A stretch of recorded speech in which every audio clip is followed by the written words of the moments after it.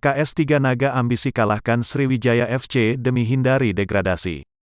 Jelang menghadapi tim pemuncak klasemen grup A Liga 2 Sriwijaya FC yang akan berlangsung di Stadion Kaharudin Nasution Pekanbaru, Selasa, tanggal 23 November tahun 2021, pukul 18.30 WIB, pelatih KS3 Naga Feriandes Rozialta tengah berhitung poin menghindari degradasi. Intinya kita butuh 2 poin untuk bisa selamat dari degradasi. Jadi kita akan bekerja keras untuk pertandingan besok malam melawan Sriwijaya FC untuk bisa mendapatkan minimal 1 poin, ungkap Feriandes Rozialta didampingi perwakilan pemain Roni Lede pada preskon via virtual, Senin, tanggal 22 November tahun 2021.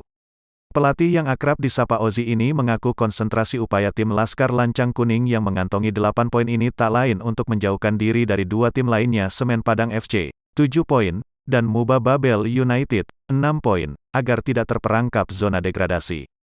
Peluang KS3 Naga untuk lebih mengamankan posisi tentunya harus mencuri poin di 2 laga terakhir yakni melawan Sriwijaya FC dan Semen Padang. Meski ia mengaku bakal berat menghadapi pertandingan melawan tim berjuluk Laskar Wongkito. Jangan lupa subscribe, share, komen, dan like ya!